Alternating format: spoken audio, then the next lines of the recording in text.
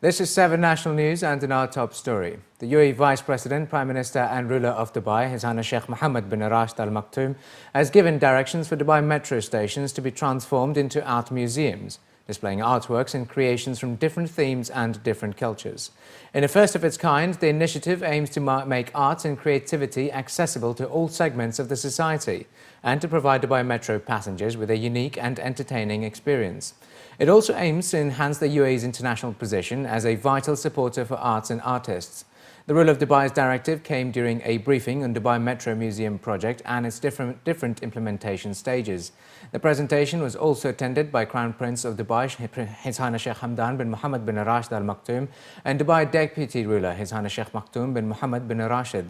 Sheikh Mohammed directed that the project is to be completed within 12 months, with its launch synchronized with the commencement of Art Dubai 2015.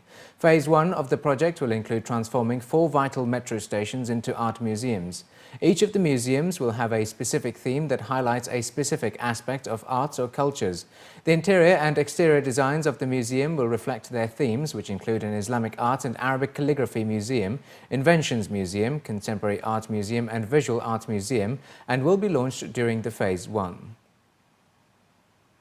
His Highness Dr. Sheikh Sultan bin Muhammad Al Qasimi, Supreme Council member and ruler of Sharjah, on Monday evening witnessed the opening ceremony of the 24th Sharjah Theatrical Days Festival, running between the 17th to the 25th of March in the Great Hall in the Palace of Culture in Sharjah. His Highness Sheikh Sultan was welcomed by Sheikh Abdullah bin Muhammad Al Thani and Sheikh Issam bin Saqr Al Qasimi, advisors at the ruler's office. Sheikh Sultan bin Ahmad Al Qasimi, chairman of Sharjah Media Corporation, and Sheikh Khalid bin Issam Al Qasimi, chairman of the Department of Civil Aviation, and Sheikh Salim bin Abdurrahman Al Qasimi, chairman of the ruler's office, in addition to other seniors and dignitaries. At the event, Sheikh Sultan, accompanied by Abdullah bin Muhammad Al Owais and Ahmad Bu Rahima, honored the Iraqi artist Yusuf Al Ani and Emirati artist Aisha Abdurrahman. At the event, a new publication titled The Sharjah Theatrical Days 1984 to 2013 by His Highness Sheikh Sultan was announced, in which the ruler of Sharjah affirmed that the theatre has a great role in serving social issues, and as such due care should be given to serious theatre, which warns about dangers jeopardizing the nation. The Hamdan International Photography Award honoured the winners of its 3rd edition at a grand ceremony on Monday night. With the total prize money worth $389,000, HIPA is the richest photography competition in the world. His Highness Sheikh Hamdan bin Mohammed bin Rashid Al Maktoum, the Crown Prince of Dubai, attended the event and congratulated the winning photographers. Among these is Fu Yangzhu from China, who took away the HIPA grand prize of $120,000 for his entry. His photo won over the 26,000 entries received for this year's edition, with the theme Creating the Future. The creativity and talents from 156 countries, including India, Indonesia, Brazil, Malaysia and the Russian Federation, vied for the award's 4 categories, which included General, Black and White, Streets Life, and as the main category and theme, Creating the Future, with each one introduced by Cirque du Soleil. Among the international winners are Vladimir Proshin from the Russian Federation, who took the 1st place in the General category, Yanan Li from China, who took the 1st place in the Black and White category, and Ali Al-Zaidi, who took the 1st place in Creating the Future category.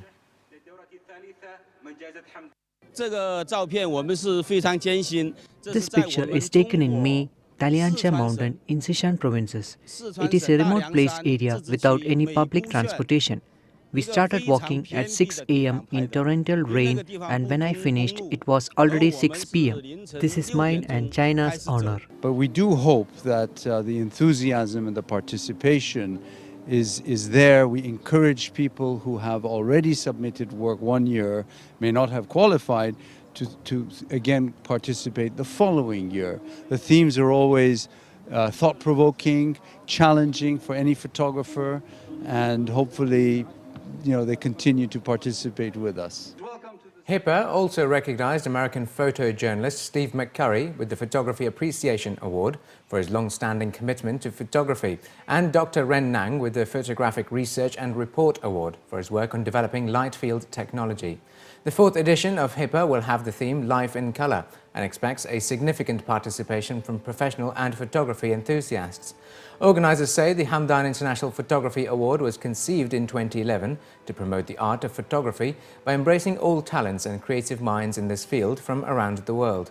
Each category has a number of runners-up images and separate prizes for UAE entrants to encourage photography in the country. Among them is Emirati Mansoor Al-Mansouri.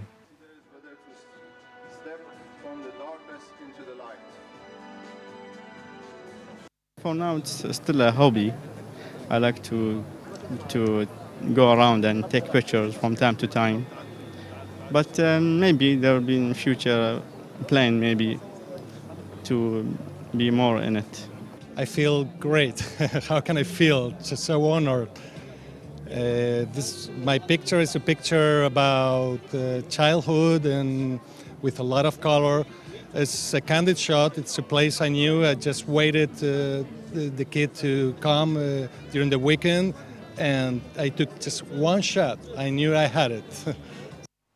Abu Dhabi's Urban Planning Council, the UPC, has revealed that the number of people with jobs in the Emirate of Abu Dhabi is projected to increase from 1.5 million in 2012 to 2 million in 2020 and 2.6 million by 2030.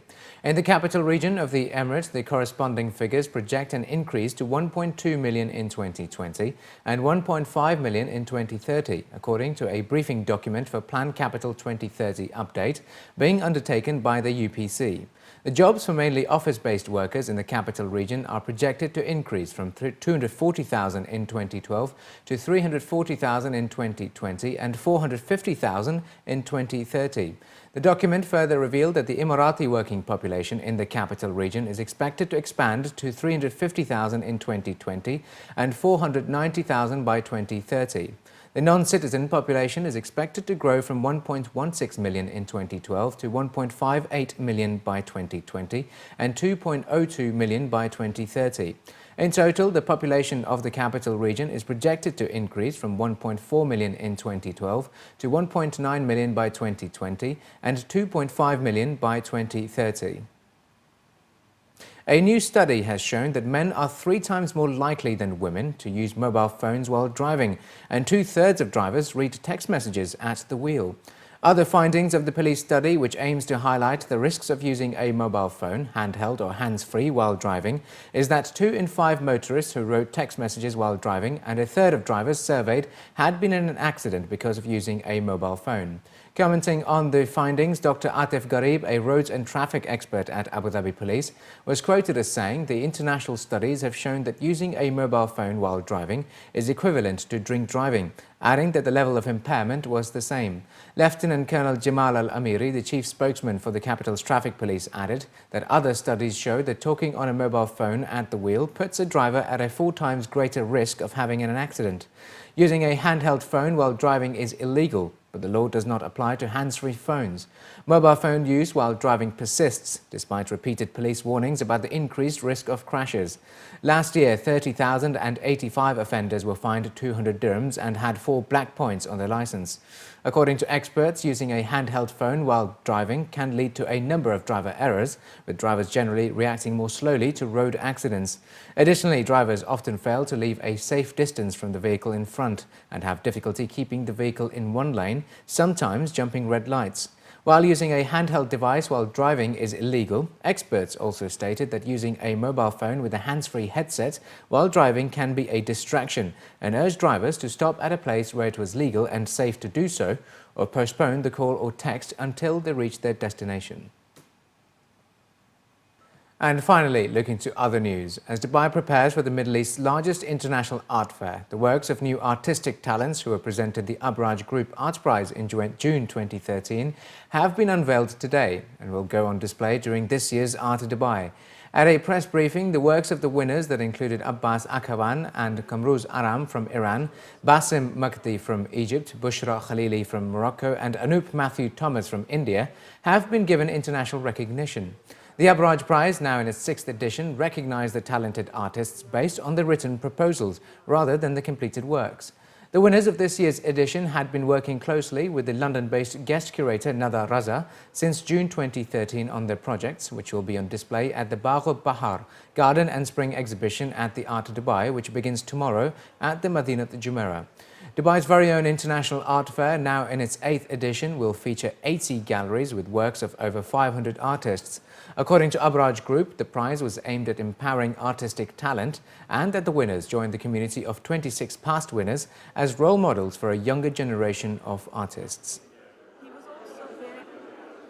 What we've done this year is really try and create an exhibition which brings the works together in a coherent display. The curatorial concept was Bagh Bahar, which translates to garden and spring. And it works sort of as a canopy, a way to bring these works together. You'll see sort of loose thematic and also visual links. Each of them have a really strong commitment to working sort of through history, again, so that's a common thread this year, but also through narrative.